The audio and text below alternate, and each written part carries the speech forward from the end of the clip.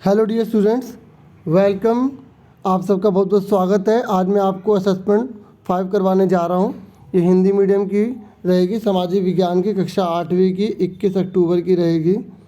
देखिए, पहला क्वेश्चन पूछा गया कि 1801 में अवध पर डैश थोपी गई। तो देखिए, 1801 में अवध पर सहायक संधि थोपी गई थी। ठीक है, थोड़ी सी और नॉलेज मैं आपको देता हूँ, वो देखिए। आप ये भी पढ़ सकते हैं कि और कहाँ कहाँ कब कब सहायक संधि थोपी गई थी। ठीक है, क्योंकि खाली वर्कशीट करवाना नहीं, और भी चीज़ आपको पता होनी चाहिए। आराम से पढ़ लें इसे। ठीक है, कि अवध के नवाब ने नवंबर 1801 में पेशवा बाजीराव द्वितीय ने सितंबर 1803 और मैसूर और तंजौर में इस तरीके से कब कब कहाँ सहायक संधि लगाई गई, आप आराम से पढ़ सकते हैं। ठीक है, क्लियर हो गया आपको। नेक्स्ट देखते हैं क्वेश्चन कौन सा है। तो देखिए, पहले वाले का आंसर जो है वो ए हो गया। उसके बाद नेक्स्ट देखिए आपकी जो बुक है ना, हिस्ट्री की, चैप्टर नंबर 2 से है। ठीक है, और बाकी जितने भी है ना, वो चैप्टर नंबर आपके 5 से हैं, जो 1857 के बाद का है। ठीक है, आप अपनी बुक में ज़रूर देखना, इतिहास की बुक खोल के। ठीक है, तो बैरकपुर में एक युवा सिपाही ने अपने अफसरों के खिलाफ विद्रोह कर दिया। तो कौन था वो? तात्या टोपे थे, मंगल पांडे थे, नाना साहब थे, इनमें से कोई नहीं, तो मंगल पांडे थे। ठीक है, इनको फिर मार दिया गया था। उसके बाद फिर सिपाहियों का विद्रोह हुआ, जिनमें उन्हें गाय और सूअर की चर्बी वाले जो करतूत है उसे मना कर दिया। ऐसे ऐसे था। कहानी पढ़ना, चैप्टर पढ़ना, चैप्टर पढ़ के किया करोगे तो बेनिफिट मिलेगा। बेगम हजरत महल ने कहाँ अंग्रेजों के खिलाफ विद्रोह को बढ़ावा देने में बढ़ चढ़ कर हिस्सा लिया था? तो वो उसने लिया था लखनऊ में। ठीक है, लखनऊ में लिया था। और इनके जो बेटे थे उन्होंने भी काफ़ी कुछ करा। चैप्टर पढ़ना। किस मुगल बादशाह ने विद्रोही सिपाहियों के 1857 के विद्रोह का नेतृत्व करने की मांग को स्वीकार कर लिया? बताओ, किस मुगल बादशाह ने कहा था चलो ठीक है, मैं तुम्हारे साथ विद्रोह में भाग लेने के लिए तैयार हूँ? तो वो कौन थे? बहादुर शाह जफर थे। ठीक है, डी आंसर है इसका। उसके बाद नेक्स्ट है निम्नलिखित में से किस शासक ने बिहार में 1857 के विद्रोह का नेतृत्व किसने किया? मतलब बताना है कि बिहार में कौन व्यक्ति था जो नेतृत्व कर रहा था विद्रोह का, मतलब अंग्रेजों के खिलाफ लड़ रहा था। तो वो लड़ रहे थे कुंवर सिंह। ठीक है, बिहार के थे ये कुंवर सिंह जी, और इन्होंने बहुत लड़ाई लड़ी है अंग्रेजों के खिलाफ। ठीक है, तो उसके बाद नेक्स्ट है छठा। अंग्रेजों ने 1857 के विद्रोह को दबाने की कोशिश की बल से, वफादार भूस्वामियों के लिए इनामों का ऐलान करके, ए भी दोनों। तो देखो, दोनों का प्रयोग करा था उन्होंने, सेना का भी इस्तेमाल करा, बल का भी, और इनाम देकर भी। तो इसका आंसर सी है। नेक्स्ट है सातवां।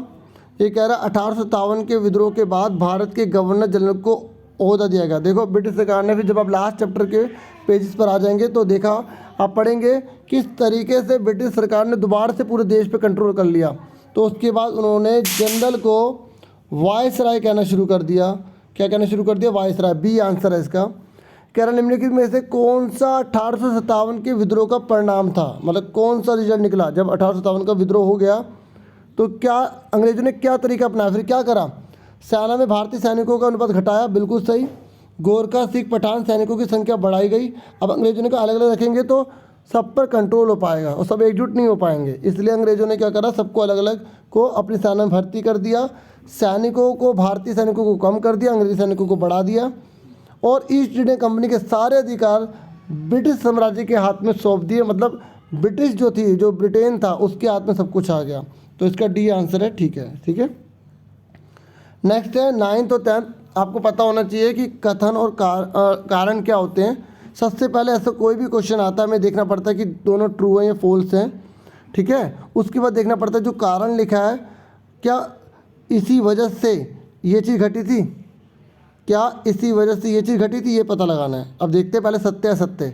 तो आप चैप्टर पढ़ेंगे, बिल्कुल सेम ये लाइन लिखी मिलेगी आपको। 1830 के बाद कंपनी ने ईसाई मिशनरियों को खुलकर काम करने की छूट दे दी, बिल्कुल सही है ये। और 1850 में एक नया कानून बनाया गया जिससे ईसाई धर्म को अपनाना और आसान हो गया। देखिए, ये लिखा है कि ईसाई मिशनरियों को खुलकर काम करने की छूट दी गई।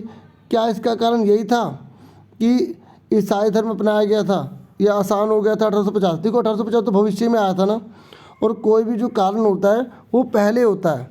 ठीक है, जैसे कारण आपका क्या है कि आप पढ़ क्यों रहे हैं? ठीक है, कारण क्या है? आपको अच्छे नंबर लाने इसलिए आप पढ़ रहे हैं।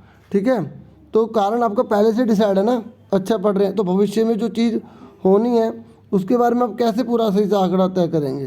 ठीक है, ये तो भविष्य में 1850 में एक नया कानून बनाया गया। अगर ये ऊपर होता ये नीचे होता तो हम कहते, जैसे ये लिखा है ना 1850 में एक नया कानून बनाया गया जिससे ईसाई धर्म को अपनाना और आसान हो गया। तो इसका कारण था कि 1830 के बाद कंपनी ने ईसाई मशीनरी को खुलकर काम करने की छूट दी, तभी होता। अब मुद्दे पर आओ, ये दोनों के दोनों ट्रू हैं, लेकिन इसका जो रीज़न है ना ये सही नहीं दे रखा, ठीक है, क्योंकि भविष्य में होने वाली बात है, ठीक है। तो इसका आंसर अब बी पे करेंगे।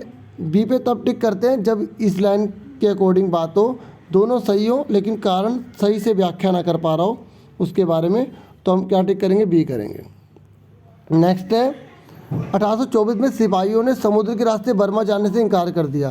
कारण यह था कि बहुत से लोग मानते थे कि समुद्री यात्रा से उनका धर्म और जाति भ्रष्ट हो जाएगी। देखो ये दोनों बिल्कुल ट्रू हैं, ठीक है, और ये कारण बिल्कुल सही लिखा है। देखो इसे कहते हैं कारण कि बर्मा जाने से इसलिए मना करा क्योंकि उन्हें लग रहा था कि अगर हम समुद्र के रास्ते जाएंगे तो हमारा धर्म, हमारा जाति भ्रष्ट हो जाएगी।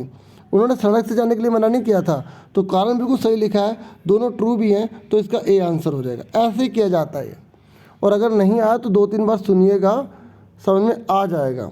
और आज की वर्कशीट कंप्लीट हो गई, मुझे पूरी उम्मीद है समझ में आ गया होगा। आपसे फिर मिलेंगे एक नेक्स्ट वीडियो में, अपना पूरा ध्यान रखना। Thank you for watching and listening carefully. Take care yourself dear students.